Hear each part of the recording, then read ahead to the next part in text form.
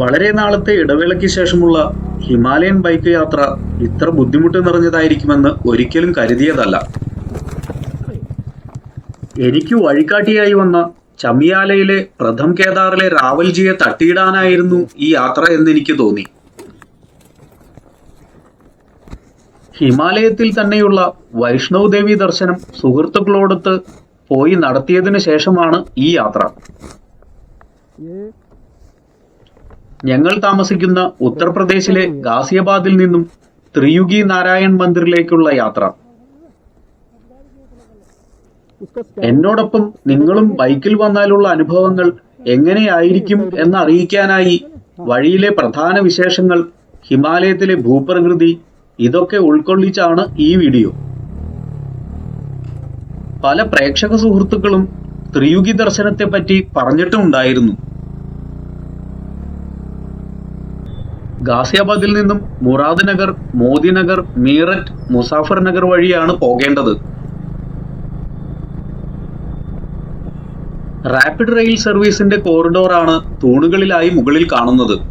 ഇപ്പോൾ ഗാസിയാബാദിൽ നിന്നും മോദിപുരം വരെയാണ് RRTS സർവീസ് ഉള്ളത്. നരേന്ദ്രമോദിയുമായി മോദിപുരത്തിനോ മോദിനഗറിനോ ഒരു ബന്ധവുമില്ല. 1933 ഗുജർമൽ മോദിയും സഹോദരൻ കേദാർനാഥ് മോദിയും ചേർന്നാണ് മോദി ഗ്രൂപ്പ് ഓഫ് ഇൻഡസ്ട്രീസ് ഇവിടെ ആരംഭിക്കുന്നത്. പ്രധാനമായും ഷുഗർ മില്ലുകളാണ് തുടങ്ങിയത്. ഇന്ന് ഹോസ്പിറ്റൽ, സ്കൂളുകൾ, കോളേജുകൾ എന്നിവയെല്ലാം അവർ തുടങ്ങിയവയിലുണ്ട്. ഒരു നാട് തന്നെ വികസിച്ചതും അഭിവൃദ്ധി പ്രാപിച്ചതും അങ്ങനെയാണ്. ഇന്ന് മോദിനഗറിൽ ധാരാളം വിദ്യാഭ്യാസ സ്ഥാപനങ്ങൾ തുടങ്ങിയിട്ടുണ്ട്. മീററ്റ് കഴിഞ്ഞ് അഞ്ചീർ എന്ന ഡാബയിൽ നിർത്തി. 8 മണിക്ക് തുടങ്ങിയതാണ് യാത്ര. സമയം 10. ബ്രേക്ക്ഫാസ്റ്റ് കഴിക്കണം. മുൻപും ഒരു ഹരിദ്വാർ ഋഷികേശ് യാത്രയിൽ ഈ ഡാബയിൽ ഞാൻ വന്നിട്ടുണ്ട്. ആലു പറാട്ട തന്നെ കഴിച്ചു, ചായയും.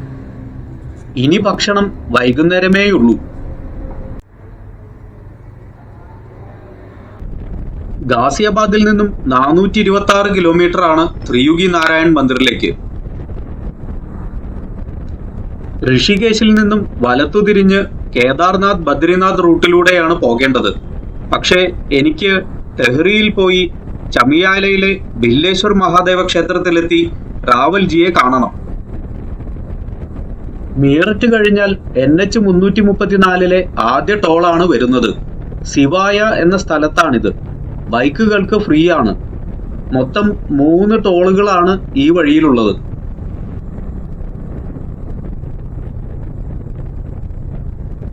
ഫോർ ലൈനാണ് ഹൈവേ. വഴിയിൽ ധാരാളം ഡാബകളും പെട്രോൾ പമ്പുകളും ഉണ്ട്. 15 കൊല്ലങ്ങൾക്ക് മുൻപ് ഈ വഴി വെറും സിംഗിൾ ലൈൻ ആയിരുന്നു. അന്നും ഇതുവഴി പല പ്രാവശ്യം പോയിട്ടുണ്ട്. വളരെ ട്രാഫിക് ജാം ഉണ്ടായിരുന്ന സമയമായിരുന്നു അന്ന്. കാൽനടക്കാർക്ക് ഹൈവേ ക്രോസ് ചെയ്യാനായി പല സ്ഥലങ്ങളിലും ഓവർ ബ്രിഡ്ജുകൾ ഉണ്ടാക്കിയിട്ടുണ്ട്. ശുക്രതാളിലേക്കുള്ള വഴി വലത്തോട്ട് കാണിച്ചിരിക്കുന്നു. ഭാഗവത സപ്താഹം ആദ്യമായി നടന്ന സ്ഥലമാണത്. അടുത്ത യാത്ര അവിടേക്കാണ്. ഗംഗാതീരത്ത് പരീക്ഷത്തിനായി ശുഗമഹർഷി നടത്തിയ 7 ദിവസം നീണ്ട ഭാഗവത കഥയാണ് പിന്നീട് സപ്താഹമായി മാറിയത്. പരീക്ഷത്തിന്റെ സ്ഥലവും ശൃംഗിയുടെ ആശ്രമവും മറ്റും നമ്മൾ വീഡിയോയിൽ കണ്ടതാണ്. ഹൈവേക്ക് ഇരുവശവും കൃഷിസ്ഥലങ്ങളാണ്. കരിമ്പാണ് അധികവും. ചെറിയ ടൗണുകൾ എത്തുമ്പോൾ ഹൈവേ ഫ്ലൈ ഓവറായി മുകളിലൂടെ പോകുന്നു. ഫ്ലൈ ഓവറിലെത്തുമ്പോൾ 6 ലൈനാണ് റോഡ്. ഇങ്ങനെ ഹൈവേ ആയതിനു ശേഷം യാത്രാ സമയം വളരെ കുറഞ്ഞു. പണ്ട് വഴിയിൽ കൊള്ളയും കവർച്ചയും നടന്നിരുന്ന സ്ഥലമായിരുന്നു ഇത്. ഇന്ന് ഒരു പേടിയും കൂടാതെ സഞ്ചരിക്കാം. ഇടയ്ക്ക് മുറിച്ചെടുത്ത കരിമ്പുമായി ട്രാക്ടറുകൾ പോകുന്നതും കാണാം. ഡിസംബറിലായതുകൊണ്ട് നല്ല തണുപ്പാണ് കാറ്റിന്. ഇനിയും 60 കിലോമീറ്റർ ഉണ്ട് ഹരിദ്വാറിലേക്ക്. മുസാഫർ നഗർ കഴിഞ്ഞാണ് റൂർക്കി എത്തുന്നത്. അതും കഴിഞ്ഞാണ് ഹരിദ്വാർ. ട്രക്കുകൾക്കും ബസ്സുകൾക്കും ഇടതുവശത്തെ ലൈനിലാണ് പോകേണ്ടത്.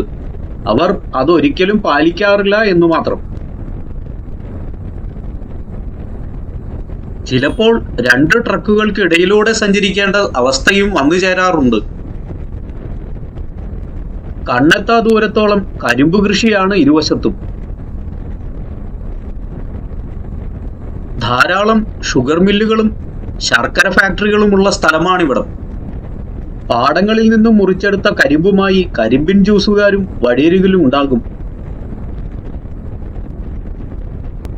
ഇടയ്ക്കുള്ള ഗ്രാമങ്ങളുടെ ചൂണ്ടുപലകകളും വഴിയരികിൽ കാണാം.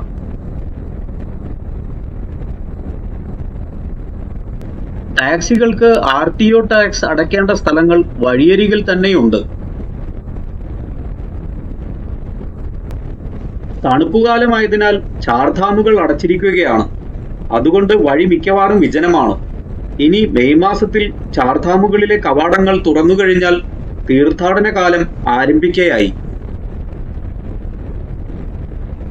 ഈ വഴിയോരങ്ങളിലെ ഡാബകൾക്ക് ബിസിനസ് സീസൺ അപ്പോഴാണ്. ഇതിനിടയ്ക്ക് 2 ടോളുകളും കൂടി കഴിഞ്ഞ് നമ്മൾ ഉത്തരാഖണ്ഡിലെ ഹരിദ്വാറിലേക്ക് പ്രവേശിക്കുകയാണ്. റോഡിന് ഇടതുവശത്ത് താഴെയായാണ് ഗംഗാ കനാൽ ഒഴുകുന്നത്. വലതുവശത്ത് നിറയെ ഹോട്ടലുകൾ വന്നുകൊണ്ടിരിക്കുന്നു. ഇവിടെ എത്തുന്ന തീർത്ഥാടകരുടെ എണ്ണത്തിൽ വളരെയധികം വർധനവുണ്ടായിട്ടുണ്ട്. അതിനാൽ തന്നെ ടൂറിസം വ്യവസായം വളരെ വികസിച്ചിട്ടുമുണ്ട്.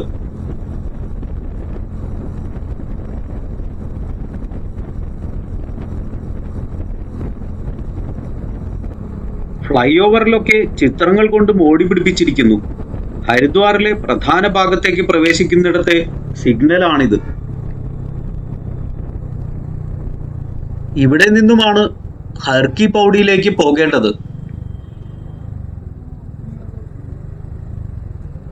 ഫ്ലൈ ഓവറിനോടൊപ്പം വലതു തിരിഞ്ഞാണ് ഋഷികേശിലേക്ക് പോകേണ്ടത്. ഇടതുവശത്ത് ഗംഗാ കനാലുകൾ കാണാം. യഥാർത്ഥത്തിൽ ഗംഗാനദി വലതുവശത്താണ് ഉള്ളത്. അതിലൊരു ബാരേജ് കെട്ടി വെള്ളം ഹർക്കി പൗഡിയിലേക്ക് ഒഴുക്കുകയാണ്. ഗംഗാ ആരതി നടക്കുന്നത് ഹർക്കി പൗഡിയിലെ ആ ഗംഗാ കനാലിലാണ്. പണ്ട് ഗംഗ അത്രയും പരന്നായിരിക്കണം ഒഴുകിയിരുന്നത്. ഇപ്പോൾ ഹരിദ്വാറിൽ നിറയെ ഫ്ലൈ ഓവറുകളാണ്. അതുകൊണ്ട് മുന്നോട്ടുള്ള യാത്രകൾക്ക് ഹരിദ്വാറിലെ തിരക്ക് തടസ്സമാവുന്നില്ല. ഇടതുവശത്തെ മലമുകളിലാണ് മാനസാദേവി ക്ഷേത്രം.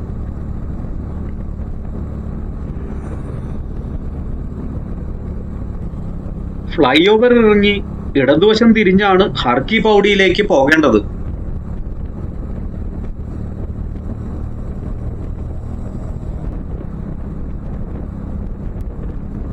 അതുകഴിഞ്ഞാൽ ഒരു തൂക്കുപാലവും ശിവപ്രതിമയും കാണാം. ഇതെല്ലാം ഹരിദ്വാറിലെ ലാൻഡ്മാർക്കുകളാണ്.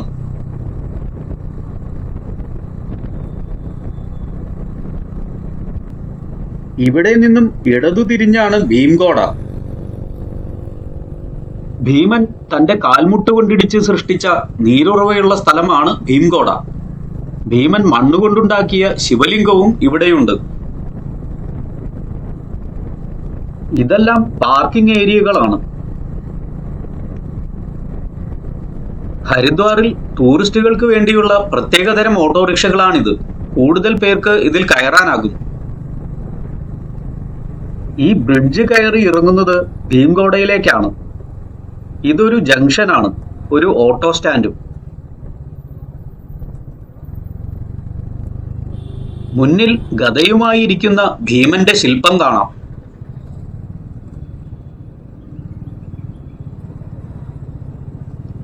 ഇതിനു പുറകിലായാണ് ഭീംഗോഡ. അത് നമ്മൾ തിരിച്ചുള്ള യാത്രയിൽ കാണുന്നതായിരിക്കും. മുമ്പ് ഹരിദ്വാർ ഋഷികേശ് വീഡിയോകളിൽ ഇതെല്ലാം പാർട്ടായി ചിത്രീകരിച്ചിട്ടുണ്ട്. ഈ വഴിയിൽ നിറയെ ധർമ്മശാലകളാണ്. പക്ഷേ ഒറ്റയ്ക്ക് വന്നാൽ താമസിക്കാൻ റൂമുകൾ കിട്ടില്ല. ഹോട്ടൽ തന്നെ ആശ്രയിക്കേണ്ടി വരും. 300-400 രൂപയ്ക്ക് ധർമ്മശാലകളിൽ മുറികൾ ലഭിക്കും. ഹോട്ടലാണെങ്കിൽ 600-800 കൊടുക്കേണ്ടി വരും. ഇപ്പോൾ ഇവിടേക്ക് വന്നതിന് ഒരു പ്രത്യേക കാരണമുണ്ട്. TVSന്റെ സർവീസ് സെന്റർ ആണിത്. എല്ലാ ഹിമാലയൻ യാത്രകളിലും ഇവിടെ വന്ന് വണ്ടി ഒന്ന് ചെക്ക് ചെയ്തതിന് ശേഷമേ ഞാൻ യാത്ര തുടങ്ങാറുള്ളൂ.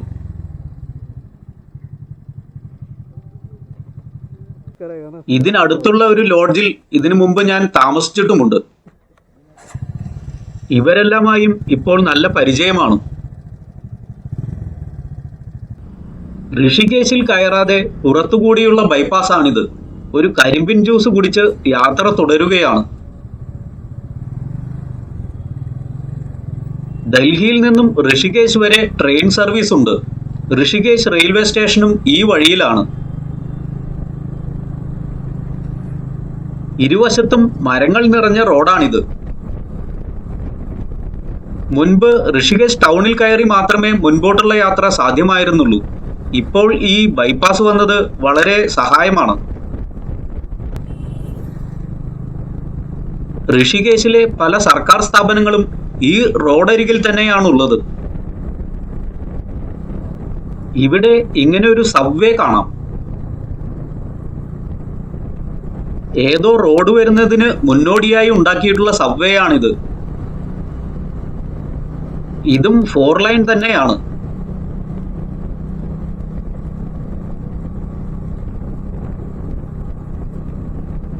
CNG ഓട്ടോകളും ഇലക്ട്രിക് ഓട്ടോകളും ബാറ്ററി റിക്ഷകളുമാണ് ഇവിടെ കൂടുതലുമായി സർവീസ് നടത്തുന്നത്. നിറയെ സ്ഥാപനങ്ങൾ ഉള്ളതിനാൽ കുറച്ച് തിരക്കുള്ള റോഡാണിപ്പോൾ ഇത്. ഋഷികേശിലെ ജനങ്ങൾ താമസിക്കുന്ന ഭാഗമാണിത്. ധാരാളം ഹൗസിംഗ് കോംപ്ലക്സുകൾ ഇവിടെ വന്നു തുടങ്ങിയിട്ടുണ്ട്. ഒപ്പം ധാരാളം വിദ്യാഭ്യാസ സ്ഥാപനങ്ങളും. നഗരജീവിതം മടുത്ത പലരും റിട്ടയർമെന്റിന് ശേഷം ഇവിടെ വന്ന് താമസമാക്കി തുടങ്ങിയിട്ടുണ്ട്. മലമുകളിൽ നിന്ന് ഉപരിപഠനത്തിനായും ജോലിക്കുമായും പുതിയ തലമുറ ഇവിടേക്ക് ചേക്കേറിയിട്ടുണ്ട്. ഇവിടെ നിന്നും വലത് തിരിഞ്ഞ് 1 കിലോമീറ്റർ പോയാൽ ഋഷികേശ് റെയിൽവേ സ്റ്റേഷനായി. അങ്ങ് ദൂരെ പല നിരകളിലായി ഹിമാലയത്തിന്റെ ഗിരിശൃംഗങ്ങൾ കണ്ടു തുടങ്ങുന്നു. 2 ജംഗ്ഷനുകൾ കഴിഞ്ഞ് നേരെ തന്നെയാണ് പോകേണ്ടത്. തെഹരി ഗഡ്വാൾ മേഖലയിലെ മുനീക്കി രേത്തി എന്ന സ്ഥലമാണിത്. വളരെ പ്രസിദ്ധമായ രാംജൂല എന്ന തൂക്കുപാലം മുനീക്കി രേത്തിയിലാണുള്ളത്. മുനീക്കി രേത്തിയെയും കൈലാസാശ്രമത്തെയും തമ്മിൽ ബന്ധിപ്പിക്കുന്നതാണ് രാംജൂല. ഇതും ഋഷികേശിലെ ആവാസ മേഖലയാണ്. ഒപ്പം അഡ്വഞ്ചർ ടൂറിസത്തിന്റെ നിറയെ ഓഫീസുകളുമുണ്ട്. ഋഷികേശിൽ റിവർ റാഫ്റ്റിംഗും ബങ്കി ജമ്പിങ്ങും ടൂറിസത്തിൽ ഇടം പിടിച്ച് കുറെ കാലമായി. ഒപ്പം റിവർ സൈഡ് ക്യാമ്പിങ്ങും ഉണ്ട്. പുതിയ കാല കോർപ്പറേറ്റ് ഓഫീസുകളിലെയും IT പാർക്കുകളിലെയും നവതലമുറ വീക്കെൻഡ് ആഘോഷങ്ങൾക്കായി ഋഷികേശിൽ വരുന്നു. ബൈക്കുകളും സ്കൂട്ടികളും വാടകയ്ക്ക് നൽകുന്ന സ്ഥാപനങ്ങളും ധാരാളമായുണ്ട് ഇവിടെ. കേരളത്തിൽ നിന്നും ഋഷികേശിലെത്തുന്നവർക്ക് ചുരുങ്ങിയ ചിലവിൽ വാടകയ്ക്ക് ബൈക്കെടുത്ത് ഇവിടമെല്ലാം കറങ്ങിയടിക്കാം. ഈ വലത്തോട്ടുള്ള വളവ് തിരിഞ്ഞാൽ മലകയറ്റം ആരംഭിക്കുകയായി. ഇവിടം മുതൽ റോഡ് മലമുകളിൽ മുഴുവൻ ഇങ്ങനെ ഡബിൾ ലൈനാണ്.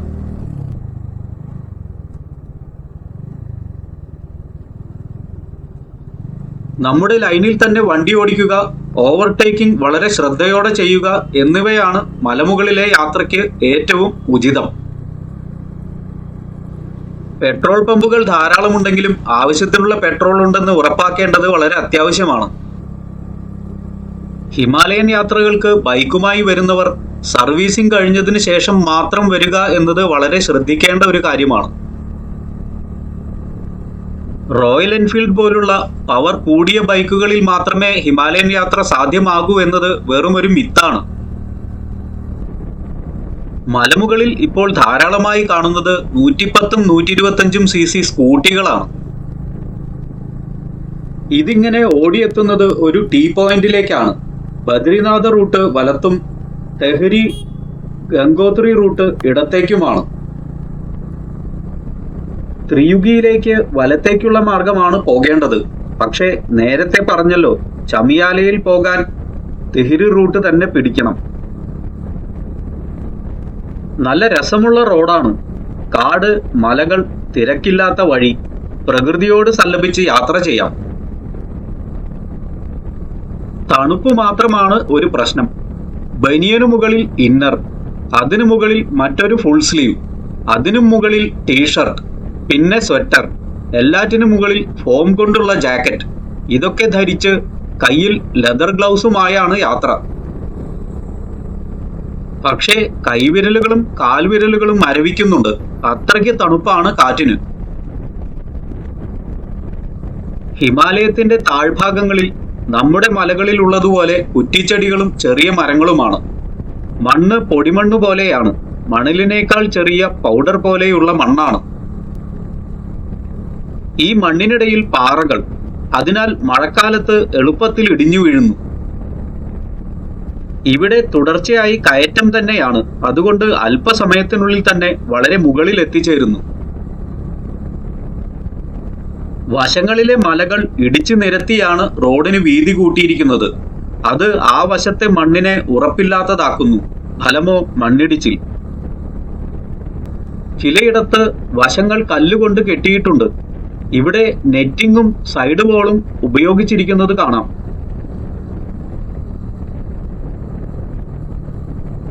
വാഹനങ്ങൾ നാമമാത്രമേയുള്ളൂ.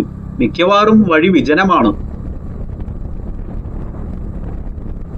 കഴിഞ്ഞ മഴക്കാലത്ത് ഇടിഞ്ഞ ഒരു ഭാഗമാണിത്. പണികൾ പുരോഗമിച്ചുകൊണ്ടേയിരിക്കുന്നു.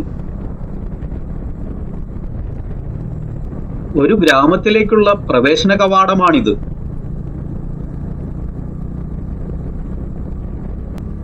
പലവിധ ചരക്കു സാധനങ്ങളുമായി ട്രക്കുകൾ പോകുന്നു. മിക്കവാറും എല്ലാ സാധനങ്ങളും താഴെ നിന്ന് തന്നെ എത്തണം. പച്ചക്കറി, അരി, പയറുവർഗ്ഗങ്ങൾ ഇതൊക്കെ മലമുകളിൽ കൃഷി ചെയ്യുന്നുണ്ട്. ബാക്കി എല്ലാതും ഇങ്ങനെ ട്രക്കിൽ തന്നെ എത്തണം. മലകളെ ചുറ്റി റോഡ് വളഞ്ഞു പുളഞ്ഞു പോകുന്നു.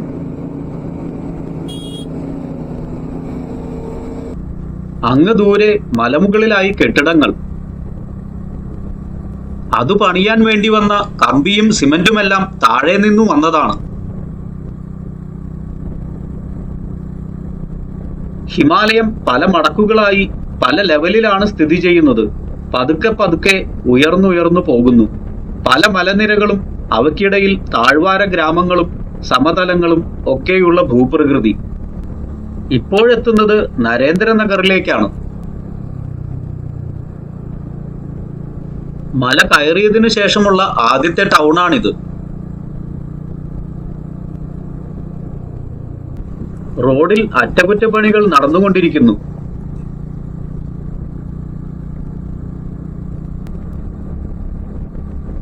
എത്ര ഓടിച്ചിട്ടും വഴി നീണ്ടു തന്നെ കിടക്കുന്നു.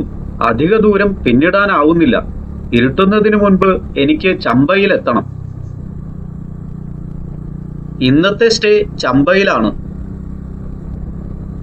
യാത്രയിൽ ഉച്ചഭക്ഷണം ഇല്ല. കാലത്ത് 10-10:30 ബ്രേക്ക്ഫാസ്റ്റ്, വൈകുന്നേരം 6-6:30 ഭക്ഷണം, ഇടയ്ക്ക് വെള്ളം മാത്രം. ഇതാണ് രീതി. ക്ഷീണമില്ലാതെ, ഹെവിനെസ് ഇല്ലാതെ ബൈക്ക് ഓടിക്കാം. സുഖം. ഇവിടെ ഇടതുവശത്ത് ഒരു റിസോർട്ടാണ്. ഇനിയും 43 കിലോമീറ്റർ അകലെയാണ് ചമ്പ. ഹിമാലയത്തിലെ പ്രസിദ്ധമായ അനന്ത റിസോർട്ട് ഇവിടെ നരേന്ദ്രനഗറിലാണ്.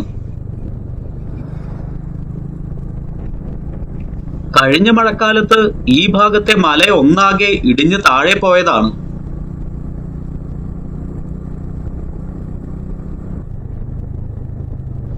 ഈ ഗ്രാമം പിന്നിടുമ്പോൾ അതാ വഴിയരികിൽ ഒരു വിദ്യാർത്ഥി കൈ കാണിക്കുന്നു. പുറകിൽ ബാഗ് കെട്ടിവെച്ചിരിക്കുന്നതിനാൽ അവന് ലിഫ്റ്റ് കൊടുക്കാൻ സാധിച്ചില്ല. മലമുകളിൽ പലരും ഇങ്ങനെ അപരിചിതരോട് ലിഫ്റ്റ് വാങ്ങി യാത്ര ചെയ്യും. അത് പതിവാണ്. 4 മണിയായതേയുള്ളൂ. പക്ഷേ വെയിൽ പോയിരിക്കുന്നു. തണുപ്പും അധികരിച്ചിട്ടുണ്ട്.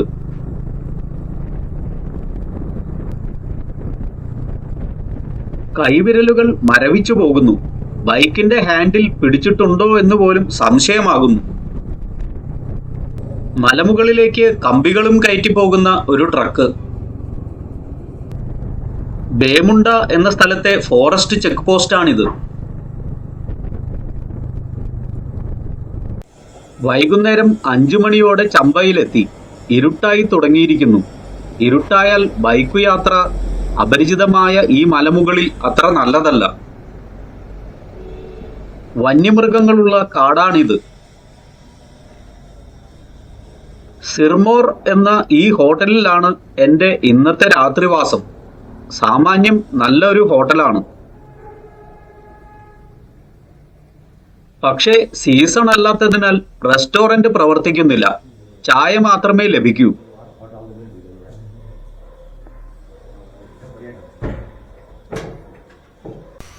കറങ്ങി കറങ്ങി കുറേ സ്ഥലമൊക്കെ കറങ്ങി ഇപ്പോൾ ചമ്പയിലെത്തി. നല്ല തണുപ്പാണ്. അപ്പോൾ ഇദ്ദേഹത്തിൻ്റെ ഹോട്ടലിലാണ് ഇന്ന് താമസം. ആളെ നമുക്കൊന്ന് പരിചയപ്പെടാം. हाँ जी, होटल सिरमौर चंबा टीरी रोड. ഇവിടെ ഇങ്ങനെ മുകളിൽ കയറിയിട്ട് 2ാമത്തെ നിലയിലാണ് താമസിക്കാൻ റൂം കിട്ടിയിരിക്കുന്നത്. 110 നമ്പർ റൂമാണ്.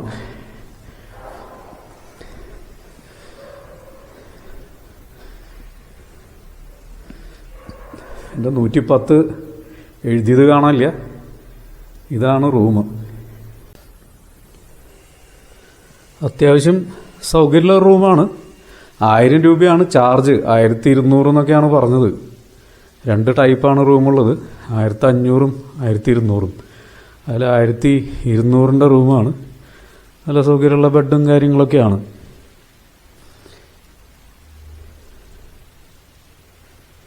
വൃത്തിയുണ്ട്. പുതിയതാണിത്, അതുകൊണ്ടുള്ള വൃത്തിയും കാര്യങ്ങളൊക്കെയാണ്. ബാത്റൂം.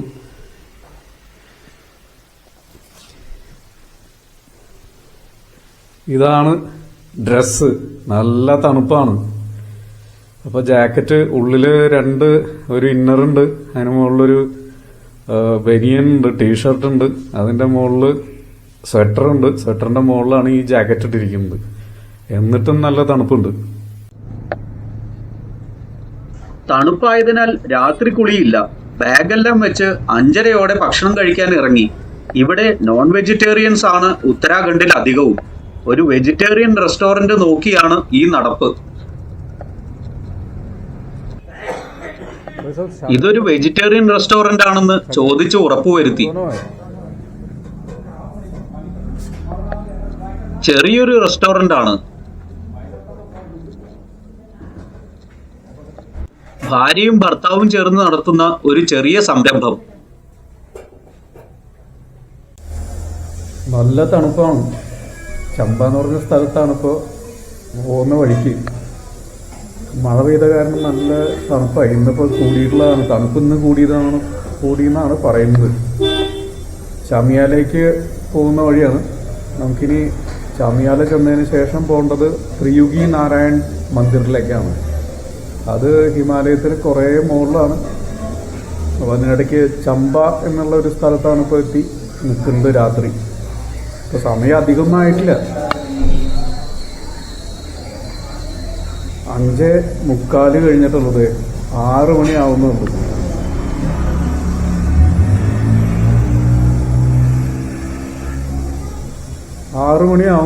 പക്ഷെ ആകെ ഇരുട്ടായി. ഇനിയിപ്പോൾ ഇതിൽ ഈ തണുപ്പത്ത് വണ്ടി ഓടിച്ച് ബൈക്ക് ഓടിച്ച് പോവുക എന്ന് പറയുന്നത് അത്ര എളുപ്പമുള്ളൊരു പരിപാടിയല്ല. നല്ല റിസ്ക്കുമാണ്. പിന്നെ കൈയൊക്കെ ഇങ്ങനെ വിറയ്ക്കുകയാണ്. കിടുങ്ങുന്ന പോലെയുള്ള തണുപ്പുണ്ട്. ഇപ്പോൾ എത്ര ഡിഗ്രി ഉണ്ടെന്നുള്ളത് അറിയില്ല. അപ്പോൾ ഇന്നിവിടെ സ്റ്റേ ചെയ്തതിന് ശേഷം പോകാമെന്നുള്ള തീരുമാനത്തിലാണ്. ഹോട്ടലിൽ നമ്മളടുത്ത് തന്നെ, ഇവിടെ അടുത്ത് തന്നെ ഒരു ഹോട്ടലിൽ താമസമാക്കിയിട്ടുണ്ട്. പിന്നെ വെജിറ്റേറിയൻ ഭക്ഷണം തപ്പിയിട്ടാണ് ഇപ്പോൾ ഇറങ്ങിയത്. അപ്പം അങ്ങനെ തപ്പി ഇതുപോലെ ഒരു ചെറിയ ഒരു റെസ്റ്റോറൻറ്റിൽ കിട്ടി. നോൺ വെജും വെജും രണ്ടും കിട്ടുന്നതാണ് മിക്കവാറും റെസ്റ്റോറൻറ്റുകളൊക്കെ. ഇതിൽ വെജിറ്റേറിയൻ മാത്രമാണ്. ഞാൻ വെജിറ്റേറിയൻ ആണ്, അതുകൊണ്ട് ഇവിടെ വന്ന് കയറി. ഇനി ഭക്ഷണം വന്നിട്ട് എങ്ങനെയുണ്ടെന്ന് നോക്കാം. ദാൽ ചാവലാണ് പറഞ്ഞത്. ചൂടുള്ള മിക്സ് പരിപ്പ് കറിയും ചോറും മുള്ളങ്കി കഷ്ണങ്ങളും. 70 രൂപയാണ് വില. പുറത്തിറങ്ങിയപ്പോൾ തണുപ്പത്ത് ഇങ്ങനെ ഒരാൾ. കാലത്ത് 7:30 തന്നെ ബൈക്കെല്ലാം തുടച്ച് ചെക്ക് ചെയ്തു. കുളിയും കഴിഞ്ഞ് ഒരു ചായയും കുടിച്ച് യാത്ര തുടരാൻ തീരുമാനിച്ചിരിക്കുകയാണ്. സാമാന്യം വലിയൊരു ഹിമാലയൻ പട്ടണമാണ് ചമ്പ. സമുദ്രനിരപ്പിൽ നിന്നും 1600 മീറ്റർ ഉയരെയാണ് ചമ്പ സ്ഥിതി ചെയ്യുന്നത്. തെഹ്രി ഗഡ്വാൾ ഡിസ്ട്രിക്റ്റിലാണ് ചമ്പയുള്ളത്. മസൂറിയിലേക്ക് 50 കിലോമീറ്റർ മാത്രമേയുള്ളൂ ഇവിടെ നിന്നും. ധനൗൾട്ടി, സുർക്കണ്ട ദേവി, കാനാതാൾ ഇതൊക്കെ വളരെ ഫേമസ് ആയ സ്ഥലങ്ങളാണ് ചമ്പയ്ക്ക് അടുത്തായി. 273 കിലോമീറ്റർ ആണ് ഗാസിയാബാദിൽ നിന്ന് ചമ്പയിലേക്ക്.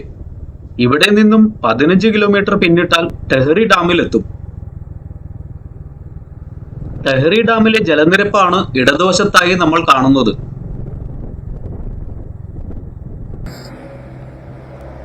ഭാഗീരഥി നദിയിൽ പണിത 855 അടി ഉയരമുള്ള ഭാരതത്തിലെ ഏറ്റവും ഉയരമുള്ള ഡാമാണ് ടെഹ്രി ഡാം. 1978 തുടങ്ങി 2006 ഇതിന്റെ പണി പൂർത്തിയായി കമ്മീഷനിങ് ചെയ്തത്.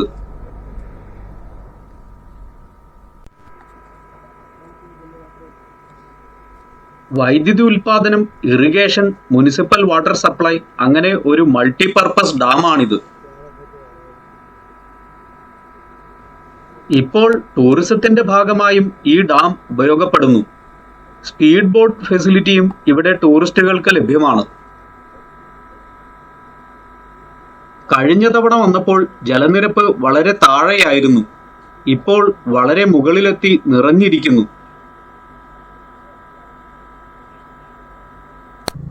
കഴിഞ്ഞ തവണ ഞാനും രണ്ടാമത്തെ മകനും കൂടി ചമിയാലയിൽ പോയപ്പോൾ വഴി തെറ്റി 15 കിലോമീറ്റർ അധികം സഞ്ചരിച്ചിരുന്നു. ഡാമിന് താഴ്ഭാഗത്തുകൂടി.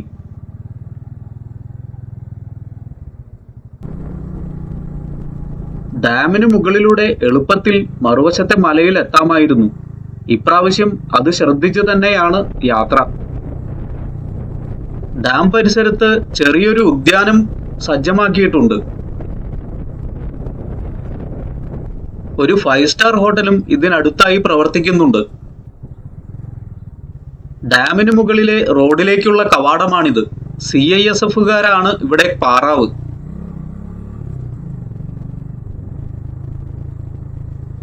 ചെറിയ വാഹനങ്ങൾക്ക് മാത്രമേ ഡാമിന് മുകളിലൂടെ പോകാൻ അനുവാദമുള്ളൂ. ട്രക്കുകൾക്ക് ഡാമിന് താഴെയുള്ള വഴിയിലൂടെ തന്നെ വേണം പോകാൻ. ഇതിനിടയിൽ ഒരു അഭ്യർത്ഥന. വീഡിയോ ഇഷ്ടമായെങ്കിൽ ലൈക്ക് ചെയ്യാനും സബ്സ്ക്രൈബ് ചെയ്യാനും മറക്കരുത്.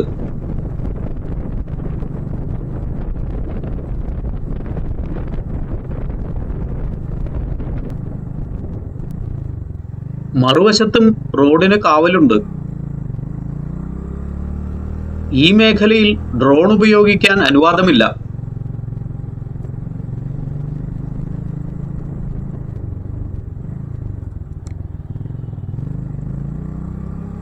താഴെയുള്ള റോഡിൽ നിന്നും ട്രക്കുകൾ കയറി വരുന്നത് കാണാം. കഴിഞ്ഞ പ്രാവശ്യം ഞങ്ങളും വന്നത് ആ വഴിയിലൂടെയായിരുന്നു.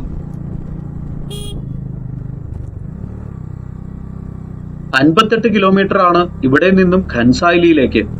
അവിടെ നിന്നും വീണ്ടും 10 കിലോമീറ്റർ പോണം ചമിയാലയിലേക്ക്. ഇവിടെ സിംഗിൾ റോഡാണ്, വീതി കുറഞ്ഞ വഴിയുമാണ്. ഈ മല കയറി ഇറങ്ങി വേണം അപ്പുറത്തെ റോഡിലെത്താൻ.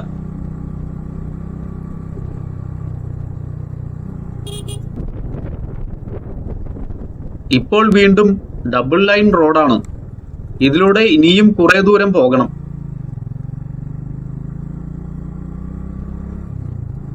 ഇടതുവശത്ത് ഭാഗീരഥി നദിയും വലതുവശത്ത് ഫോറസ്റ്റുമാണ്.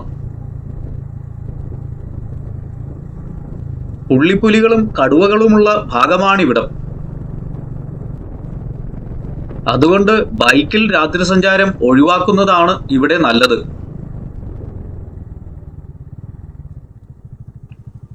പത്ത് മണി കഴിഞ്ഞിരിക്കുന്നു. ഇനി ബ്രേക്ക്ഫാസ്റ്റ് കഴിക്കണം.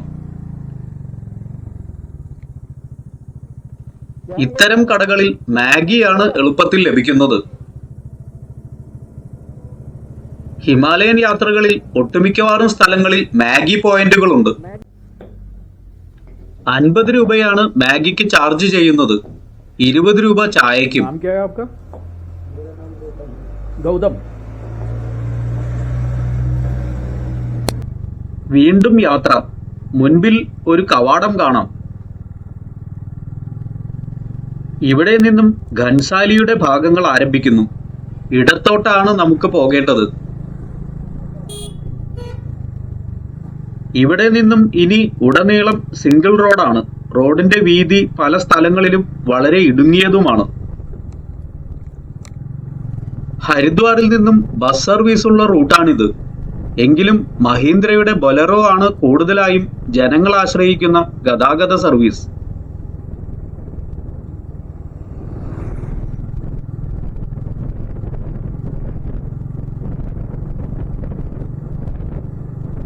ഘൻസാലിയും താരതമ്യേന ഒരു വലിയ പട്ടണമാണ് ഈ റൂട്ടിൽ. ബാൽഗംഗ നദിയുടെയും ഭിലംഗന നദിയുടെയും സംഗമസ്ഥാനത്താണ് ഘൻസാലി. चामियाला जाने के लिए ना? चामियाला इधर से.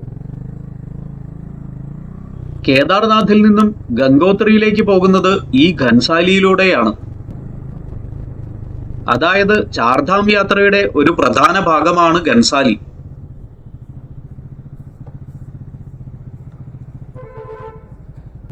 ഇവിടെ നിന്നും ഇനി ഒരു 10 കിലോമീറ്റർ കൂടി പോയാൽ ചമിയാലയിലെത്തും.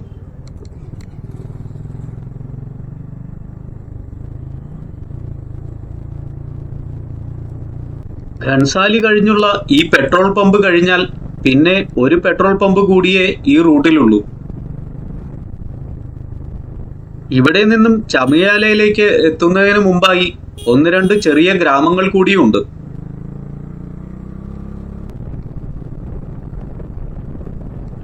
ഈ വഴിയിൽ 1-2 സ്കൂളുകളും ഒരു കോളേജുമുണ്ട്.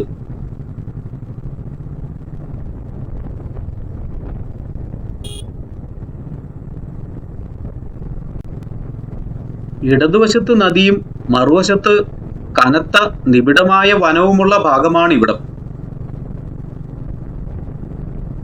പുള്ളിപ്പുലികൾ ധാരാളമുള്ള ഭാഗമാണിത്. 2 മാസത്തിനു മുൻപ് വൈകുന്നേരം സ്കൂൾ കഴിഞ്ഞു പോകുന്ന ഒരു കുട്ടിയെ പുലി പിടിച്ചു കൊണ്ടുപോയത് വാർത്തയായിരുന്നു.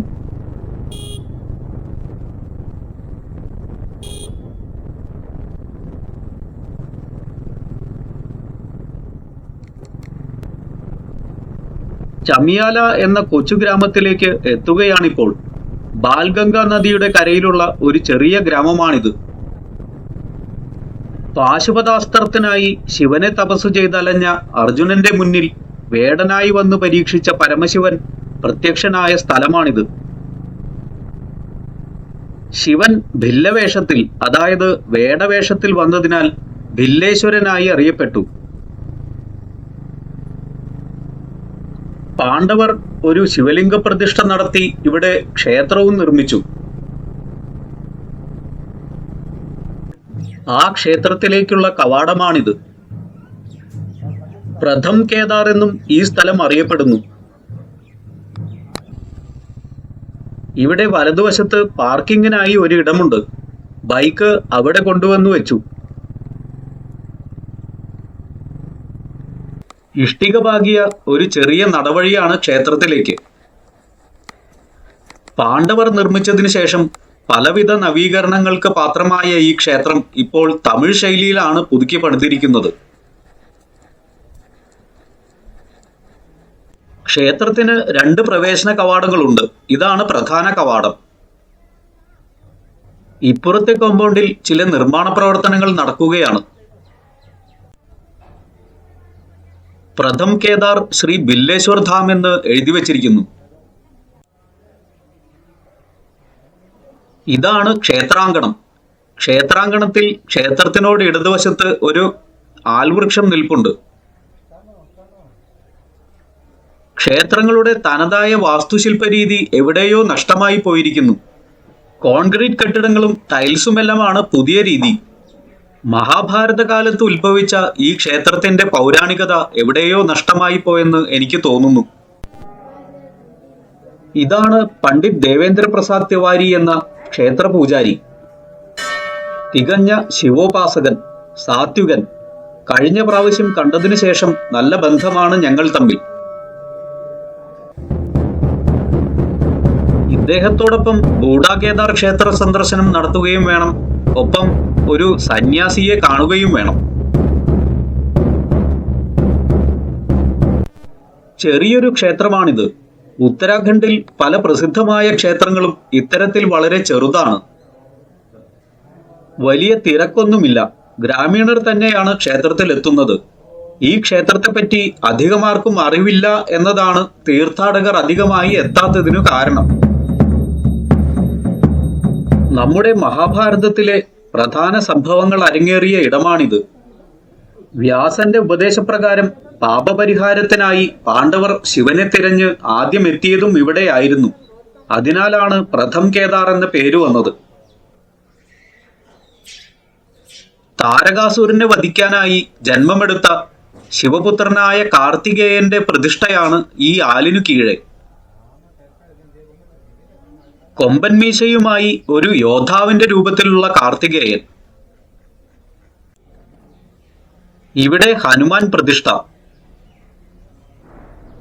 ഹനുമാന്റെ കഴുത്തിൽ ആലിലകൾ കൊണ്ടുള്ള വടമാല. പഴയ ക്ഷേത്രത്തിന്റെ അവശിഷ്ടങ്ങളാണ് ഈ കാണുന്നതെല്ലാം. 2 ദിവസമായി ഈ ക്ഷേത്രത്തിൽ തന്നെ താമസിച്ച് പൂജയും വഴിപാടുമായി കഴിയുകയാണ് ഈ കുടുംബം. ഇവർ ഇന്നാട്ടുകാർ തന്നെയാണ്. പക്ഷേ ഇപ്പോൾ ജർമ്മനിയിൽ നിന്നും വന്നാണ് ഈ പൂജകൾ നടത്തുന്നത്. അവരുടെ ഏതോ കാര്യസാധ്യപ്രാപ്തിക്ക് നന്ദി സൂചകമായാണ് ഈ വഴിപാടുകൾ. അങ്ങനെ പല വിശ്വാസ സങ്കല്പങ്ങൾ ചേർന്നതാണ് ഭാരതത്തിന്റെ സനാതന ധർമ്മം. പ്രകൃതിയെ തന്നെ ഈശ്വരനായി കണ്ട് ആരാധിക്കുന്ന വിശാലമായ വിശ്വാസക്രമങ്ങൾ. അതിന്റെ തന്നെ ഭാഗമാണ് ശിവവാഹനമായ നന്ദികേശൻ. ഇത് പൂജാരിയുടെ മകനാണ്. ഇദ്ദേഹവും പൂജാരിയാണ്. തലമുറകളായി പൂജാരിമാരായി കഴിയുന്നവരാണിവർ. ഇദ്ദേഹം ഒരു ബിഫാം ബിരുദധാരി കൂടിയാണ്. പൂജാരിമാരെ ഉത്തരാഖണ്ഡിൽ റാവൽ എന്നാണ് വിളിക്കുന്നത്.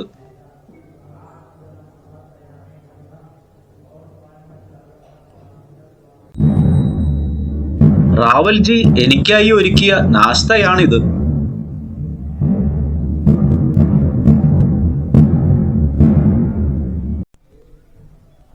ഈ ക്ഷേത്രത്തിന് കാഞ്ചിയിലെ ശങ്കരാചാര്യ മഠവുമായി ചില ബന്ധങ്ങളുണ്ട്.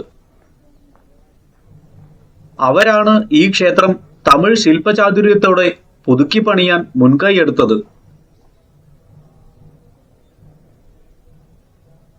ഇതും ക്ഷേത്രാങ്കണത്തിന്റെ ഭാഗങ്ങൾ തന്നെയാണ്. ഇവിടെ കുറച്ച് മുറികൾ പണിത് ക്ഷേത്ര സന്ദർശനത്തിനെത്തുന്ന ദൂരദേശങ്ങളിലുള്ളവർക്ക് താമസിക്കാൻ ഇടമൊരുക്കണം എന്ന ചിന്തയിലാണ് റാവൽജി. ക്ഷേത്രത്തിന്റെ പ്രസിദ്ധിയും അഭിവൃദ്ധിയുമാണ് ലക്ഷ്യം. അതിനായി ഭക്തർ തങ്ങളാൽ കഴിയുന്ന സഹായങ്ങൾ നൽകണമെന്ന് അഭ്യർത്ഥിക്കുകയാണ് അദ്ദേഹം. ഒരു സംസ്കൃത വിദ്യാലയമാണ് ഈ കാണുന്നത്. ചെറിയൊരു വിദ്യാലയമാണ്. കുറച്ച് അധ്യാപകരും കുറച്ച് വിദ്യാർത്ഥികളും അടങ്ങുന്ന വിദ്യാലയം.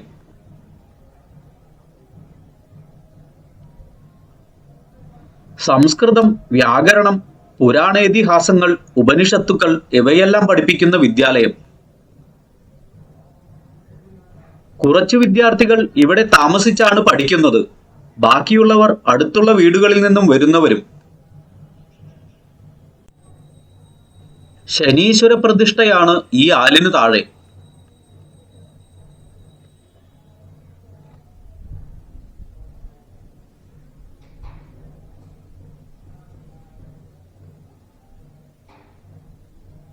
അർജുനനും വേടശിവനും തമ്മിൽ നടന്ന വാഗ്വാദങ്ങളും യുദ്ധവും മനസ്സിലോർത്തു.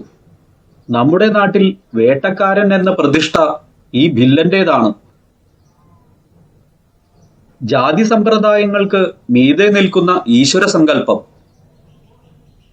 അന്നിവിടെ മുഴുവൻ കാടായിരുന്നു. കാട്ടുജാതിക്കാരായ ഭില്ലവംശജർ കഴിഞ്ഞിരുന്ന സ്ഥലം. ഇന്നും ഭീൽ എന്ന വംശം ഭാരതത്തിലുണ്ട്. ദൂരെ മലയുടെ താഴ്വാരത്തു കൂടിയാണ് ബാൽഗംഗ എന്ന നദി ഒഴുകുന്നത്. അത് ഭിലങ്കനയിൽ ചെന്നു ചേരുന്നു. ഭിലങ്കന ഭാഗീരഥിയിലും. ഭാഗീരഥി ദേവപ്രയാഗിൽ അളകനന്ദയുമായി ചേർന്ന് ഗംഗയായി ഒഴുകുന്നു. ഗ്രാമീണ ഭവനങ്ങൾക്കും കൃഷിസ്ഥലങ്ങൾക്കും ഇടയിൽ സ്ഥിതി ചെയ്യുന്ന ക്ഷേത്രം. സ്വച്ഛമായ അന്തരീക്ഷം. മനസ്സിന് കുളിർമയും ശാന്തിയും പ്രദാനം ചെയ്യുന്ന സ്ഥലം. വെറുതെയല്ല സന്യാസിമാർ ഇത്തരം ഇടങ്ങളിലേക്ക് വന്ന് സാധന ചെയ്യുന്നത്. ഈശ്വരോപാസനയ്ക്കും മോക്ഷത്തിനും ഏകാഗ്രത അത്യാവശ്യമാണല്ലോ. സ്ലേറ്റ് കല്ലുകൾ കൊണ്ട് മേൽക്കൂര പാകിയ പഴയ തടി കൊണ്ടുള്ള വീടുകൾ ഇന്ന് എവിടെയും കാണാനില്ല. പകരം കോൺക്രീറ്റ് ഭവനങ്ങൾ ആ സ്ഥലം കൈയടക്കിയിരിക്കുന്നു. ഗോതമ്പും നെല്ലും പച്ചക്കറികളുമാണ് പ്രധാന കൃഷികൾ. ചെറുധാന്യങ്ങളായ ബാജ്ര, ജ്വാർ തുടങ്ങിയവയും ചോളവും കൃഷിയിൽ ഉൾപ്പെടുന്നു. ഇന്നിവിടെ 2 വിവാഹങ്ങൾ നടക്കുന്നുണ്ട്. അതിനാൽ കഴിഞ്ഞ പ്രാവശ്യം താമസിച്ച സ്ഥലം കിട്ടിയില്ല. കുറച്ചു ദൂരെ പുതിയ ഒരു ലോഡ്ജാണ് തരമായത്. ഒരു രുദ്രാക്ഷമരമാണ് ഈ കാണുന്നത്.